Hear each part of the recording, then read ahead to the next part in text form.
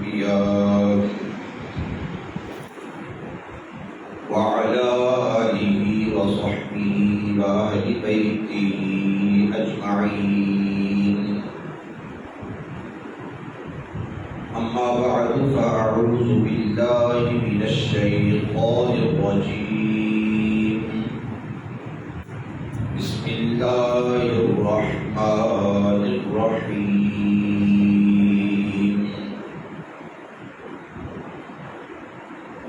وإذا سألك عبادي عني فإني قريب.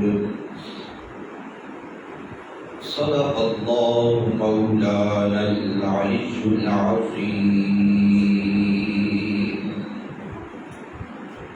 مولاي صل وسلم دائما أبدا على حبيبك خير الخلق كلهم محمد سيد الكونين والثقلين والفريقين من عرب ومن عجم.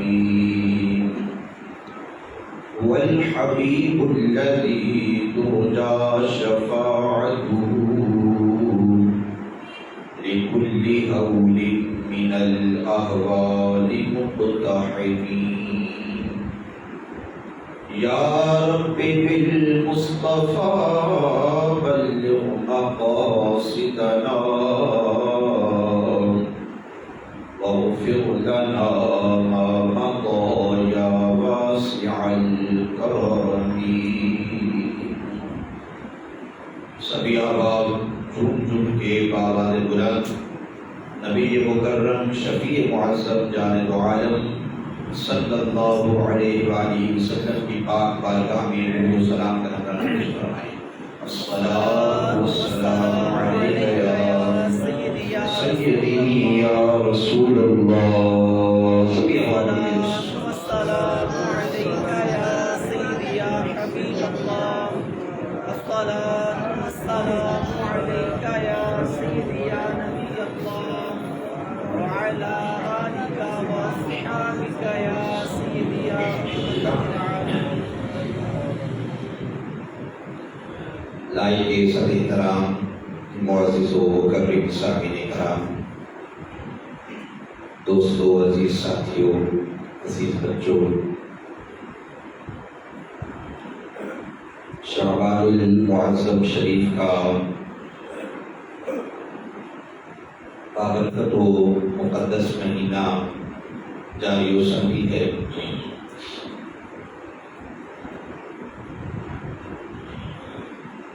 اللہ نے چاہا، رب کا فضل اور کرم ہوا،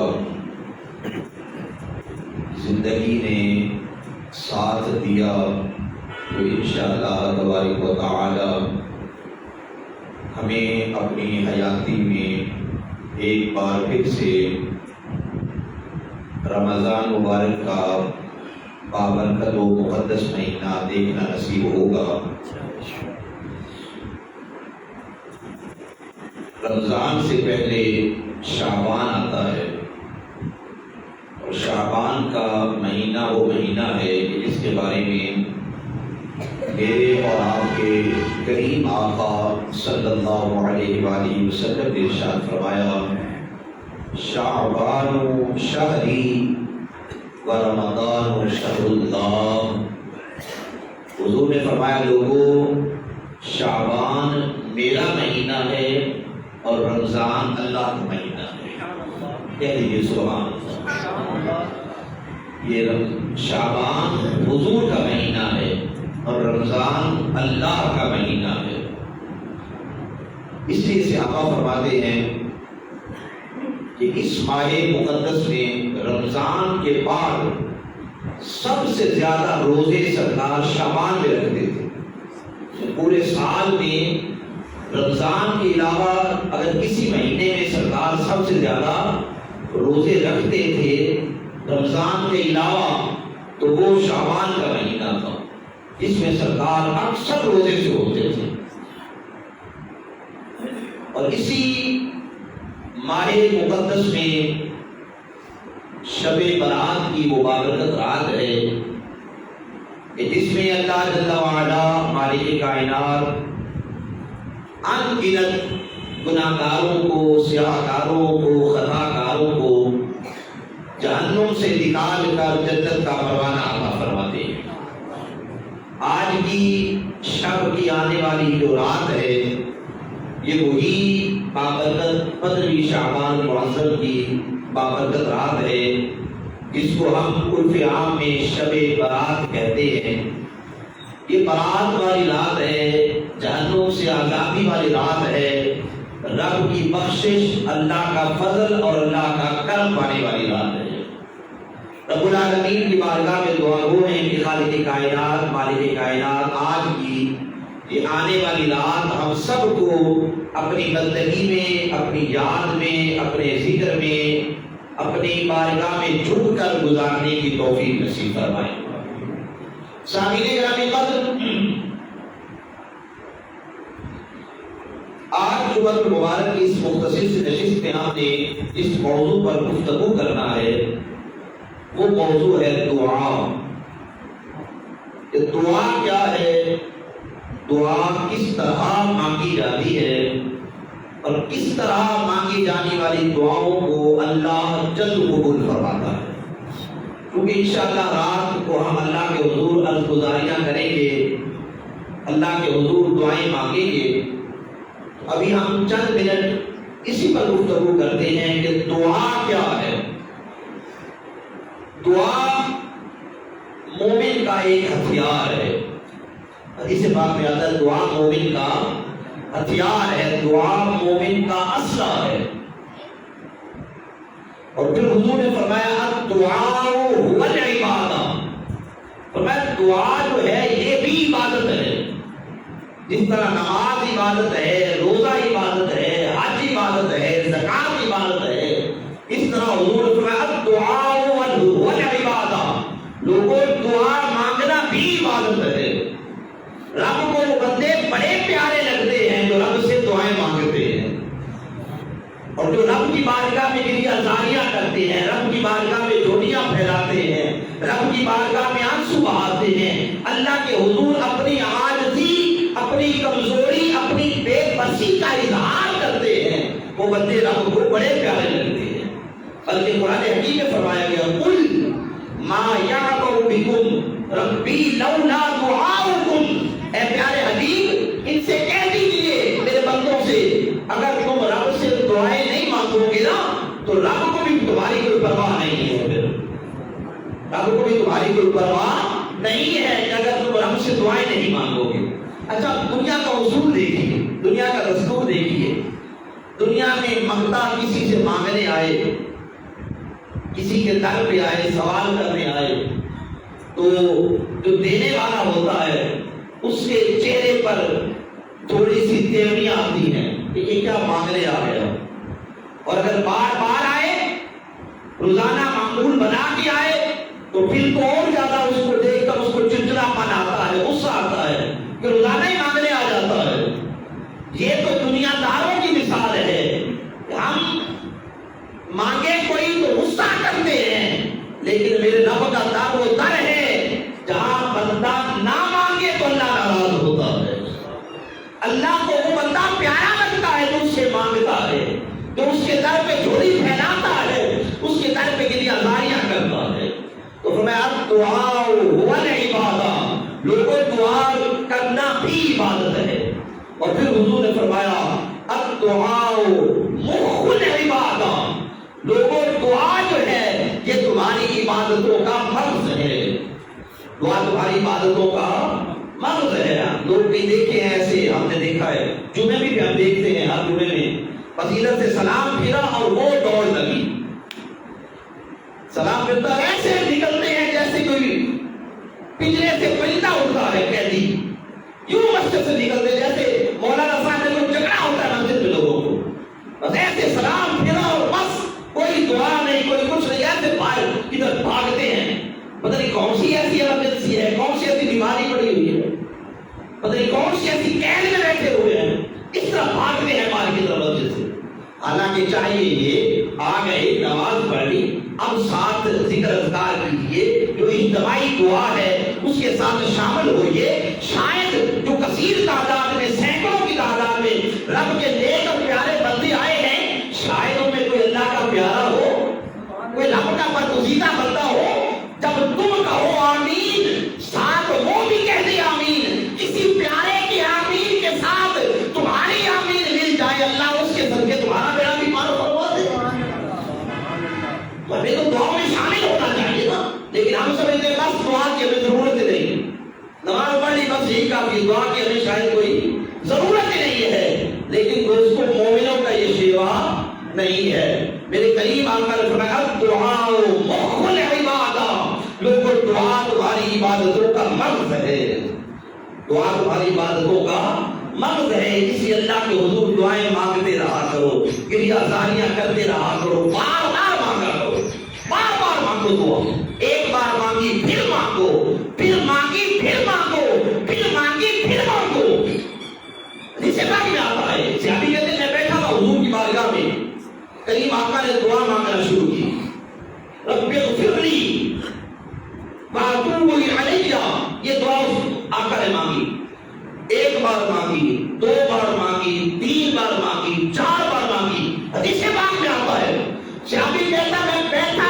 دیکھتا رہا لجپال آقا نے یہی ایک دعا 100 مرتبہ مانگی 100 مرتبہ یہی ایک دعا سرکار نے مانگی تو ہمیں سبق دیا گیا رب سے تکرار سے مانگا کرو بار بار مانگا کرو ایک بار مانگا یہ نہیں سمانا کہ دوبارہ مانگوں گا تو کیا ہوگا وہ تو در ہے ایسا کریم کا در تو جتنی بار جائے گا اتنی بار اس کی رحمت تیرے اوپر برسے بار بار اللہ سے مانگا کرو بار بار رب کی بارگاہ میں جھولیاں پھیلایا کرو بار بار اللہ کے حضور کی آزاریاں کیا کرو کیونکہ جو جتنی بار اس کے در پہ جاتا ہے وہ بندہ اسے اتنا ہی زیادہ پیارا لگتا ہے اچھا ہے دعا جو ہے نا ایک ہوتا ہے دعا کرنا ایک ہوتا ہے دعا کروانا ایک ہوتا ہے دعا کرنا اور ایک ہوتا ہے دعا کروانا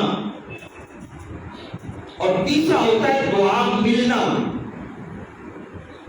ایک تو ہم دعا کرتے ہیں یہ دعا کرنا ہو گیا دعا کروانا یہ ہوا کہ آپ نے کسی سے کہہ دیا پیر صاحب حضرت صاحب علامہ صاحب میرے لیے دعا کر دیں یہ ہوتی ہے دعا کروانا اور ایک ہوتا ہے دعا کا ملنا وہی ہوتا ہے کہ وہ ایسے عمل کرے ہمارے اعمال ایسے ہوں کہ پیر خانے پہ جائیں عالم دین کے پاس جائیں کسی اور کے پاس جائیں ہمارا ان کے ساتھ انس اور محبت کا رشتہ ایسا ہو پیار اور رشتہ ایسا ہو جب وہ دعا مانگنے لگے ہمیں خود ہی دعا میں شامل کروا دے یہ ہوتا ہے دعا کا لینا یہ ہوتا ہے دعا حاصل کرنا اور سب سے زیادہ دعا یہی قبول ہوتی ہے کہ جو بے لوث کوئی کسی کے لیے دعا کر دے بے لوث کسی کے لیے کچھ مانگے اللہ کے در سے رب العالمین فوراً عطا فرما دیتا دعا کروانا بھی حدیث سے ثابت ہے حضرت عمر فاروق رضی اللہ تعالیٰ عنہ جا رہے تھے عمرے کے لیے سرکار کے در پہ آئے یا رسول اللہ میں عمرے کے لیے جا رہا ہوں آقا اجازت لینے کے لیے آپ کے در پہ آیا ہوں تو سنیے حضور نے کیا فرمایا حضور نے فرمایا میرے بھائی عمر عمرے کے لیے جا رہے ہو جی آقا عمرے کے لیے جا رہا ہوں فرمایا عمر ہمیں بھی اپنی دعاؤں میں یاد رکھنا ہمیں بھی اپنی دعاؤں میں یاد رکھنا یہ دعا کروانا بھی حدیث پاک سے ثابت ہوا اور دعا مل جانا یہ بھی حدیث پاک سے ثابت ہے حضور کے 3 صحابی تھے بڑی پیاری حدیث پاک 3 صحابی تھے سرکار کے تینوں کا نام عبداللہ تھا تینوں کا نام کیا تھا عبداللہ ایک تھے عبداللہ بن عباس دوسرے تھے عبداللہ بن عمر تیسرے تھے عبداللہ بن مسعود یہ 3 صحابی تھے سرکار کے تینوں کا نام عبداللہ ہے لیکن تینوں کے تینوں سرکار کے خدمتگار تینوں سرکار کے نوکر تینوں سرکار کے چاکر جب آتے ہیں سرکار ہر کوئی بڑھ بڑھ کے نوکری کرتا ہے ہر کوئی بڑھ بڑھ کے چاکری کرتا ہے ہر کوئی بڑھ بڑھ کے میرے کریم کو خوش کرنے کی کوشش کرتا ہے حدیث پاک میں آتا ہے یہ تینوں سرکار کو خوش کیا کرتے اور پچھلی رات اٹھ کے جب میرے کریم مصلی بچھا کر اللہ کے در پہ حاضر ہوتے دعائیں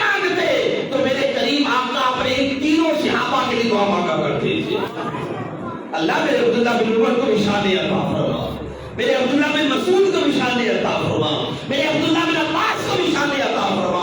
اور پھر سرکار کی دعائیں رائگاں نہیں گئی، اللہ نے ان تینوں کو بھی شان عطا فرمائی۔ عبداللہ بن عباس امام المفسرین بنے، عبداللہ بن عمر امام المحدثین بنے، اور عبداللہ بن مسعود امام الفقہاء بنے۔ اللہ نے تینوں کو شان عطا فرما دی حضور کی دعاؤں کا صدقہ۔ تو ہمارے گرامی قدر کوشش کیا کریں کہ دعا کروائیں بھی یہ بھی ٹھیک ہے، لیکن دعائیں لینے کی کوشش کیا کریں، والدین کی دعائیں حاصل کرنے کی کوشش کیا کریں۔ والدین اولاد کے حق میں جو دعا کرتی ہے اللہ رب العالمین اس کو فوراً قبول فرما لیتے ہیں۔ اچھا دعا جو ہے یہ کس طرح کرنی چاہیے؟ دعا جو ہے نا یہ عاجزی کے ساتھ کرنی چاہیے، انکساری کے ساتھ، عاجزی والے الفاظ۔ رب کو سابقوں لائقوں کا سے کوئی غرض نہیں ہے، ہم صاحب کے ملائیں یا لاحق کے ملائیں، ادھر کی بات ملائیں یا ادھر کی بات ملائیں، شعر پڑھ پڑھ کے دعا مانگیں۔ اللہ کو شعروں سے زیادہ تیرے میرے ٹوٹے پھوٹے لفظ پسند ہے۔ کس طرح کی بولی ہے؟ عربی میں آتی ہے عربی میں مانگ، اردو میں آتی ہے اردو میں مانگ، پنجابی میں آتی ہے پنجابی میں مانگ، جو تیری میری بولی ہے بس رب سے عاجزی کے ساتھ انکساری کے ساتھ اپنی بولی میں دعا مانگ، اللہ دعا کو قبول فرما دیتا ہے۔ اور طریقہ کیا تھا دعا مانگنے کا؟ حدیث پاک میں آتا ہے، صحابہ فرماتے ہیں سرکار دعا مانگا کرتے تو نبی کریم صلی اللہ علیہ وآلہ وسلم دعا کے لیے یوں ہاتھ اٹھاتے، کبھی سینے کے برابر، یہ جو سرکار کا سینہ مبارک تھا، کبھی سینے کے مبارک حضور کے ہاتھ ہوتے، کبھی حضور کے شانوں کے برابر، جہاں یہ جو کندھے تھے ان کے برابر سرکار کے ہاتھ ہوتے۔ صحابہ کہتے ہیں ہم دیکھا کرتے کہ جب حضور دعا کے لیے ہاتھ پھیلاتے ہمیں سرکار کی بغلوں کی سفیدی نظر آیا کرتی تھی، سرکار کی بغلوں کی چمک ہمیں نظر آیا کرتی تھی، اتنے سرکار اپنے ہاتھوں کو دراز کیا کرتے، کبھی یوں سینے کے برابر کبھی یوں، اس طرح سرکار ہاتھ اٹھا کر عاجزی کا اظہار کرتے تھے۔ اب ہمارے یہاں جو آج کل کے چودھری ہیں، تھوڑا سا کوئی چودھری بن جائے تو تھوڑا سا بڑا میاں صاحب بن جائے، اس کو کبھی دیکھے سے یہاں آپ کرے گا کبھی بھی نہیں کرے گا، اس سے دعا مانگنی ہے جہاں یوں بیٹھا ہوگا، بلکہ یوں کا ہاتھ اٹھانا بھی اپنی شان کے خلاف سمجھتا ہے۔ جو جتنا بڑا بڑیرا بن جائے، جتنا بڑا میاں صاحب بن جائے، جتنا بڑا جو ہے نا دولت والا بن جائے، وہ اپنے آپ کی حد تک سمجھتا ہے کہ میں میاں صاحب، میں حضرت صاحب، میں یوں ہاتھ اٹھاؤں، وہ بس یوں، اس طرح۔ یہ تکبر کا طریقہ ہے، یہ تکبرانہ طریقہ ہے۔ رب کے حضور مانگنا ہے تو عاجزی کا پیکر بن کے مانگ، انکساری کا پیکر بن کے مانگ۔ تو کوئی عام دم سے نہیں مانگ رہا، در رب العالمین سے مانگ رہا ہے، خالق و مالک کے در سے مانگ رہا ہے۔ اس لیے مانگنا ہے تو پیکر عاجزی بن کر، پیکر انکساری بن کر اللہ کے حضور مانگا کرو۔ اور جب بھی دعا مانگے دوستو تو دعا پورے تیقن سے مانگنی چاہیے، پورے یقین کے ساتھ۔ ہمارے یہاں ہوتا کیا ہے، دعا کو مانگ رہے ہوتے ہیں ہم اور دل میں یہ خیال ہوتا ہے کہ بس ادھر ختم کریں گے اور ادھر مل جائے گا، اور پھر نہ ملے شکویش کہتے شروع ہوئی ساری طرح بس سنتا ہی کوئی نہیں، اصل بڑھیا رونے پٹ رہے اللہ ساری طرح سنتا ہی کوئی نہیں۔ یہ یاد رکھیں جو بھی بندہ مومن دعا مانگتا ہے اس کی دعا ضائع نہیں ہوتی، یہ کس بات پہ بندہ مومن کی سچے دل سے مانگے جانے والی کوئی بھی دعا ضائع نہیں ہوتی۔ ہوتا کیا ہے، ہم نے ایک چیز مانگی، بسا اوقات اللہ فوراً کو دے دیتے ہیں، رب العالمین فوراً کو عطا فرما دیتے ہیں۔ بسا اوقات دوسرا طریقہ یہ ہوتا ہے، دعا ہم نے مانگی، ہم نے ایک چیز مانگی، اللہ وہ نہیں دیتے، اس کے نیب البدل دوسری چیز دے دیتے ہیں۔ تیسرا یہ ہوتا ہے کہ ہم نے دعا مانگی، گریہ زاریاں کی، التجائیں کی، لیکن کچھ نہیں ملا، کچھ حاصل نہیں ہوا۔ حدیث پاک میں آتا ہے اللہ اس بندے کی دعا کو اپنے پاس محفوظ کر لیتا ہے، اس بندے کی دعا کو اللہ اپنے پاس محفوظ کر لیتا ہے۔ نہیں ملا کچھ، دعا محفوظ ہو گئی رب کے ہاں. اب قیامت کے دن وہ بندہ جب رب کے سامنے جائے گا یوں نامہ اعمال سامنے کھلے گا, اللہ کہے گا میرے بندے تو نے یہ مانگا میں نے یہ دیا, تو نے یہ مانگا میں نے یہ دیا, تو نے یہ مانگا میں نے اس کے بدلے تجھے یہ دیا, اور یہ تو نے مانگا میں نے نہیں دیا, تیری دعا کو میں نے محفوظ رکھ لیا. دیکھ آج تیری دعا کے بدلے جنت کے یہ درجے تیرے منتظر ہیں, جنت کے یہ درجے تیرے منتظر ہیں. حدیث پاک میں آتا ہے جب وہ بندہ مومن جنت میں اپنے درجے دیکھے گا, اس دعاؤں کے بدلے میں جنت میں جب اللہ کے انعامات دیکھے گا, دعاؤں کے بدلے میں جب جنت میں رب کا کرم فضل اور عنایتیں دیکھے گا, پھر وہ تمنا کرے گا کاش دنیا میں میری کوئی بھی دعا قبول نہ ہوئی ہوتی, کاش کوئی بھی دعا قبول نہ ہوئی ہوتی اور اللہ مجھے آج اتنے اونچے درجے عطا فرما دیتا.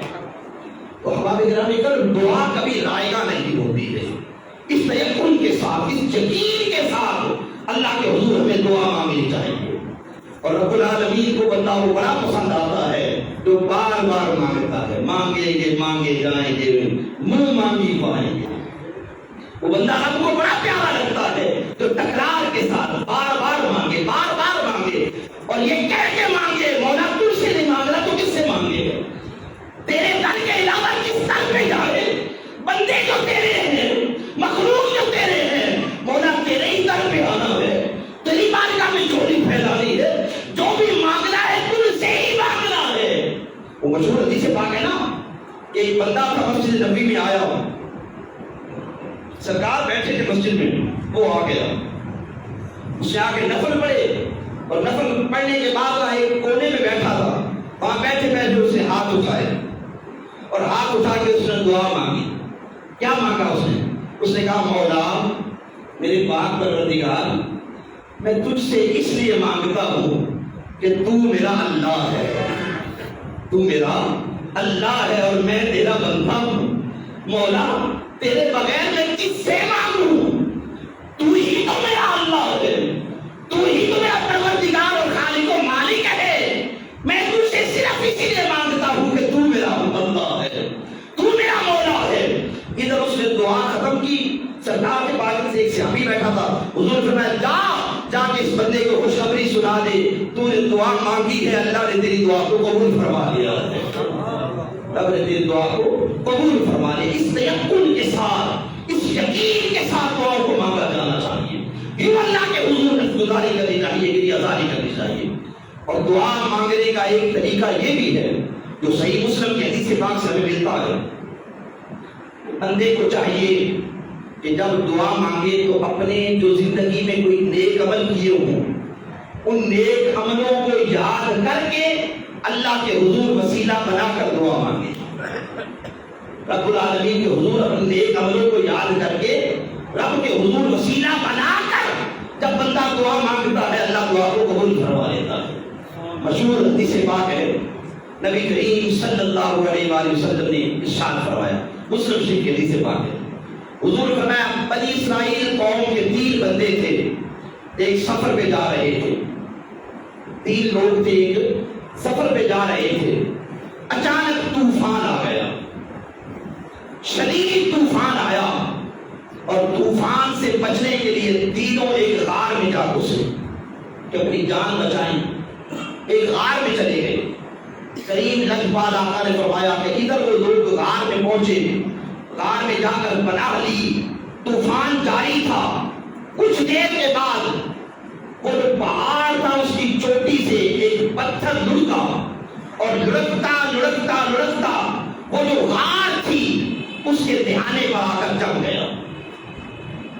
اس کے دہانے پر آ کر جم گیا, غار کا منہ بند ہو گیا, اور تینوں لوگ اندر قید ہو گئے. تینوں لوگ اندر غار میں قید ہو گئے. اب انہوں نے بڑا زور لگایا, پتھر کو پیچھے ہٹانے کی کوشش کی, لیکن پتھر پیچھے نہ ہٹا. چاروں طرف غار میں دیکھا کہ شاید کوئی اور رستہ ہو, لیکن وہ باہر نکلنے کا رستہ بھی نہ ملا. غار میں ہر سو اندھیرا تھا. اب تینوں لوگ مایوس ہو کر بیٹھ گئے اور یہ سوچنے لگے کہ اب ہماری موت اسی غار میں آئے گی, ہم یہیں پہ مریں گے, یہ غار ہی ہماری قبر بنے گی۔ یہ تینوں لوگ سوچتے ہوئے بیٹھ گئے۔ پھر ایک بولا، اس نے کہا بندے مومن، اللہ کے بندو مایوس نہ ہو جاؤ، اٹھو، زندگی میں اگر کوئی نیک کام کیا ہے اس نیک کام کو یاد کر کے اللہ کے حضور دعا مانگو، اللہ ہماری دعا کو قبول فرما دے گا۔ حدیث پاک میں آتا ہے، مسلم شریف کی حدیث پاک ہے، ایک اٹھا، سب سے پہلے ایک بندہ اٹھا، اس نے عرض کی پروردگار، اے میرے کریم اللہ، اے میرے خالق و مالک، اے میرے رازق، تو جانتا ہے میں ایک چرواہا ہوں، سارا دن بکریاں چراتا ہوں اور شام کو جب واپس پلٹتا ہوں تو ان کا دودھ دوہتا ہوں، اور دودھ دو کر گھر لا کر سب سے پہلے اپنے بوڑھے والدین کو دیتا ہوں۔ جب وہ پی لیتے ہیں، سیر ہو جاتے ہیں، تو مولا اس کے بعد میں اپنے بچوں کو دیتا ہوں، اپنی بیوی کو دودھ دیتا ہوں۔ مولا پروردگار، ایک رات جب میں تھوڑا لیٹ ہو گیا، باہر سے تھوڑا لیٹ پہنا، گھر آیا دیکھا بوڑھے والدین سو چکے تھے، بوڑھے والدین کی آنکھ لگ چکی تھی۔ میں نے دودھ دوہا اور والدین کے سرہانے لے کر کھڑا ہو گیا۔ بیوی کہتی رہی پہلے بچوں کو پلا دو، بچے بلک رہے ہیں، مجھے دے دو۔ میں نے کہا نہیں، پہلا حق میرے والدین کا ہے۔ میں ساری رات دودھ لے کر والدین کے سرہانے کھڑا رہا، لیکن ساری رات گزر گئی، صبح کا اجالا شروع ہو گیا اور تب میرے والدین جا کے ان کی آنکھ کھلی، میں نے وہ دودھ کا پیالہ ان کی بارگاہ میں پیش کیا۔ میرے والدین نے، میرے پاپا نے، میری اماں نے دودھ پیا اور دودھ پی کر وہ خوش ہو گئے۔ اے میرے پروردگار، میں نے یہ عمل فقط تیری رضا کی خاطر کیا۔ اے میرے مولا، اگر میرا یہ عمل تیری بارگاہ میں قبول ہے تو مولا ہمیں اس مصیبت سے نجات دلا دے، ہمیں اس مصیبت سے نجات دلا۔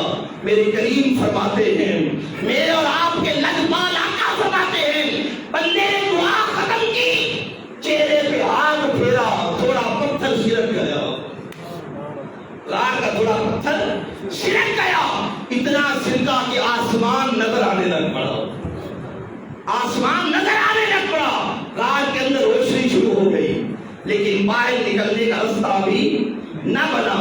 اب دوسرے نے دعا شروع کی، دوسرے نے دعا شروع کی، اس نے کہا پروردگار عالم، الہ العالمین، تو جانتا ہے کہ میرے چچا کی ایک بیٹی تھی، میں اس پہ فریفتہ تھا، ایک دن میں نے اسے پہلا پھسلا کر مولا میں نے غلط ارادہ کیا۔ جب میں اس کے قدموں میں بیٹھا تو اس نے کہا، اے میرے چچا کے بیٹے، خدا کا خوف کر، اللہ سے ڈر جا، کوئی نہیں دیکھ رہا تو مولا تو دیکھ رہا ہے، پروردگار تو دیکھ رہا ہے۔ پروردگار عالم، میں نے اپنے چچا کی بیٹی کے یہ الفاظ اپنے سینے میں بٹھائے، فوراً پیچھے ہٹ گیا۔ رب العالمین، الہ العالمین، یہ میں نے سارا عمل صرف تیرے ڈر سے کیا، تیرے خوف سے کیا۔ اے میرے مولا، اے میرے پروردگار عالم، اگر یہ میرا عمل تیری بارگاہ میں قبول ہے تو اس مصیبت سے نجات عطا فرما دے۔ میرے کریم آقا فرماتے ہیں، تھوڑا پتھر اور سرک گیا، پھر تیسرے نے دعا مانگی، سارا پتھر سرک گیا۔ احباب گرامی قدر، دعا جب مانگی اللہ کے حضور تو اپنے نیک اعمال کا وسیلہ ڈال کر رب کے حضور جب دعا مانگی جاتی ہے تو رب العالمین اس دعا کو بھی قبول فرماتے ہیں۔ آج کی آنے والی رات برکتوں والی، رفعتوں والی، عظمتوں والی رات ہے۔ ساری رات رب کی بندگی میں گزاریے، اللہ کے حضور کی رضامندی میں گزاریے، رب العالمین کو حضور دعائیں کر کے گزاریے، اپنی مغفرت کے طلبگار بن کے رب العالمین کی بارگاہ میں ساری رات سجدہ ریز ہو کر، آنسو بہا کر، گریہزاری کر کے دعائیں مانگے۔ رب العالمین اپنے بندوں کو خالی ہاتھ کبھی لوٹاتا نہیں ہے، وہ بڑا کریم ہے، بڑا رحیم ہے، جو اس سے سچے دل سے مانگتا ہے وہ اس کی جھولی کو بھرپور فرما دیتا ہے۔ اللہ رب العالمین عمل کی توفیق نصیب فرمائے۔ وآخر دعوانا الحمدللہ رب العالمین۔